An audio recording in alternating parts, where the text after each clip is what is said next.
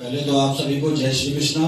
जोर से बोलिएगा, भगवान श्री कृष्ण जन्म स्थान की, श्री कृष्ण जन्म स्थान की, श्री कृष्ण जन्म स्थान की। मंच पर उपस्थित प्रदेश के माननीय आदरणीय ब्रजेश पाठक जी का बहुत बहुत धन्यवाद कि आपने बहुत कम समय में समय दिया इस कार्यक्रम के लिए और आप उपस्थित हुए। आपको अयोध्या जाना था, माननीय प्रधानमंत्री जी का आदेश हुआ था, फिर भी आपने समय दिया। और यादव मंच के संयोजक आदरणीय अनुराग भाई साहब का बहुत बहुत धन्यवाद कि आपने यादव मंच के नेतृत्व में समाज के सभी व्यक्तियों को एकजुट करने का प्रयास किया जो टुकड़ों में बटे हुए थे और बिखरों में इधर उधर लगे हुए थे। साथियों, आज बहुत शर्म के साथ मुझे कहना पड़ रहा है कि यादव समाज श्री कृष्ण जन्म स्थान के बारे में बोलना नहीं पसंद कर रहा है। आखिर क्यों?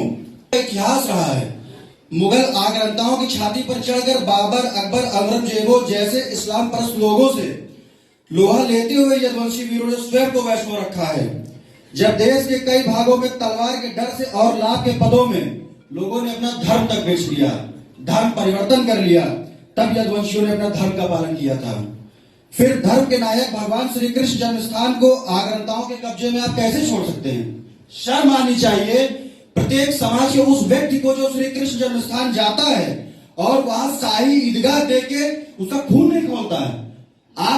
मैं किसी दल विशेष की बात नहीं करूंगा, जैसे माननीय मुख्यमंत्री जी कह रहे थे कि लोग भारतीय जनता पार्टी से जुड़ना नहीं चाह रहे हैं। ये सच्चाई है और ये हमारे आपके अंदर कमी है। आप भागीदारी चाहते हैं, हिस्सेदारी चाहते हैं, लेकिन आपके पास संख्या नहीं है। संख्या आपकी जहां है, एक परिवार एक पार्टी की बंधुआ मजदूर के रूप में है। ये कह सकते हैं, बुरा भले आपको लग रहा हो, ये सच्चाई है। आज उप मुख्यमंत्री जी ने समय दिया, बहुत से लोगों ने ये कहा कि यादवों के कार्यक्रम में ब्रजेश पाठक जी क्यों आ रहे हैं। सुबह मेरे पास एक बड़े नेता का फोन आया, समाजवादी पार्टी के नेता का, कि ब्रजेश पाठक इस कार्यक्रम में। तो मैंने कहा ये कार्यक्रम यादव मंच ने आयोजित किया है और इसमें विभिन्न विषयों पर चर्चा होनी है।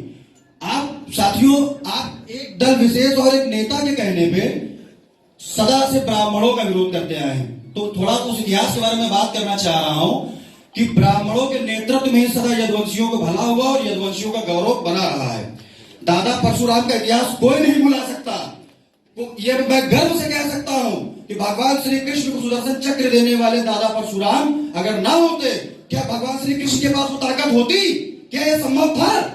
सोचना चाहिए आपको। ये हम लोग आदरणीय ब्रजेश पाठक जी के रूप में आपके नेतृत्व में इस समाज को उस शिखर उस ऊंचाइयों पर ले जा सकते हैं जो आप सोच नहीं सकते हैं। हमारा मान सम्मान स्वाभिमान समाजवादी पार्टी का कार्यालय नहीं, श्री कृष्ण जन्म स्थान होना चाहिए।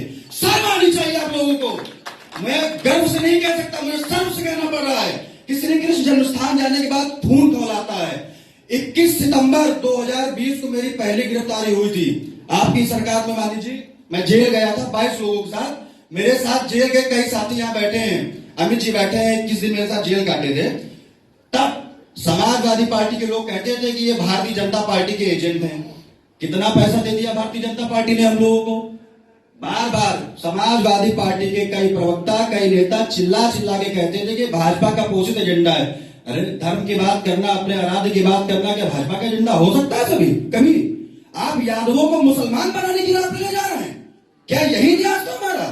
जिन मुगलों से हम लड़ते आए, जिन अंग्रेजों से हम लड़ते आए, जिन औरंगजेब बाबर अकबर से लड़ते आए, हम लोग यादवों का मुसलमान बनाना चाहते हैं, उनकी गुलामी कराना चाहते हैं। हमसे हम लोग नहीं कर सकते। और मैं आप लोगों से हाथ जोड़ के विनती करता हूं, हमारे आराध्य भगवान श्री कृष्ण हैं। आप लोगों को अगर अपने गौरव को, अपने मान सम्मान स्वाभिमान के साथ खिलवाड़ नहीं करना, उसको जिंदा रखना है, तो आप श्री कृष्ण जन्मभूमि ज्यादा से ज्यादा संख्या में जाइए। जाने के बाद जब आप श्री कृष्ण जन्मभूमि के उस परिसर पे खड़े होंगे जहां आपको दिखेगा कि यदुवंशियों के माथे पे मुसलमानों का जूता रखा। मैं किसी जाति धर्म की बात नहीं कर रहा। बहुत से लोगों को लग रहा होगा कि मैं हिंदू मुस्लिम की बात कर रहा हूं। ये बात हिंदू मुस्लिम की नहीं है, ये बात हमारे आराध्य देव भगवान श्री कृष्ण के मान सम्मान स्वाभिमान की है। अगर जब श्री कृष्ण का ही सम्मान नहीं रहेगा तो तुम यादवों का क्या सम्मान? कौन पूछेगा तुम्हें? आप जैसे डिप्टी सीएम साहब कह रहे थे कि आपके दल से लोग नहीं जुड़ रहे हैं। आप जब अपनी संख्या बल बढ़ाएंगे भारतीय जनता पार्टी के साथ, तभी आपकी हिस्सेदारी भागीदारी संभव है। हम लोग एक दिन रात में 12 बजे आपके पास आए थे, शायद आप भूल गए होंगे, हम लोग आप न याद रहा हो। हम लोगों ने 12 बजे आपसे मिलने का प्रयास किया था, 2 मिनट वेट करना पड़ा, तीसरे मिनट में आप अंदर से निकल के आ गए। कौन नेता मिलेगा, वो भी इस सरकार में डिप्टी सीएम रैंक का नेता। और आपको पूरा धन्यवाद कि आपने मोहन यादव को मध्य प्रदेश में मुख्यमंत्री बनाया। आपके राष्ट्रीय अध्यक्ष भारतीय जनता पार्टी को धन्यवाद। और मैं फिर कहूंगा कि यादवों का मान सम्मान स्वाभिमान श्री कृष्ण है, एक कार्यालय और एक दल की गुलामी नहीं है। और इसी के साथ मैं माननीय डिप्टी सीएम साहब से कहना चाहता हूं कि श्री कृष्ण जन्म स्थान का प्रकरण चूंकि माननीय उच्च न्यायालय में चल रहा विचाराधीन है, तो उस पर बहुत ज्यादा बात करना ठीक नहीं, चूंकि वो न्यायालय का मामला है। फिर भी मैं आपसे आग्रह करूंगा और एक हमारा मांग है हमारे समाज की तरफ से, जो भी साथी श्री कृष्ण जन्म स्थान की समर्थन चाहते हैं, कि श्री कृष्ण जन्म स्थान का प्रकरण चूंकि ट्रांसफर होकर मथुरा से उच्च न्यायालय इलाहाबाद आ गया है, और अब आपके एक विवेकाधिकार और आपके कार्य क्षेत्र में कि आप उसके एक स्पेशल कोर्ट बनवा दें और वो फास्ट ट्रैक कोर्ट के रूप में चले। चूंकि हम लोग सर्व समाज को लेकर बिना ब्राह्मणों के आशीर्वाद के आप कभी आगे नहीं बढ़ सकते हैं। आप उस युग को दोहरा सकते हैं जब दादा परशुराम ने भगवान श्री कृष्ण को सुदर्शन चक्र दिया था। आप आदरणीय जी के रूप में उस युग को दोहरा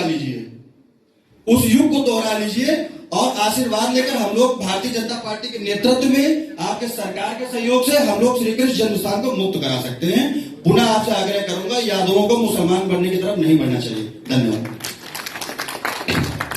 आपके साथ है, मैं कहना चाहता हूं तो कृष्ण जन्मभूमि की लड़ाई लड़ते हैं। मामला चूंकि अदालत में है और अदालत के माध्यम से जितनी भी पैरवी हो सकती है, हम पूरी तरह से आपके साथ हैं। और इस बात को मैं कहकर के जा रहा हूं, हम आपके साथ कंधे से कंधा मिलाकर लड़ेंगे और आप विजय श्री हासिल हो।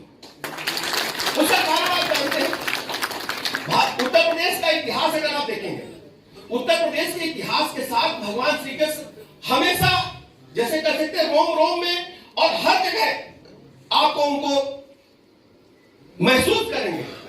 एक इतिहास उत्तर प्रदेश का और भी है। हम कोई राजनीतिक बात नहीं करना चाहते थे, लेकिन सच्चाई है तो उसको प्रकट करना भी आवश्यकता है। जो राम का नहीं हुआ वो कृष्ण का कैसे हो सकता है? आप मेरी बात को समझ रहे हो? जो प्रभु राम का नहीं हुआ वो कृष्ण का कैसे हो सकता है, और जो कृष्ण का नहीं हुआ वो यदुवंशी कैसे हो सकता है?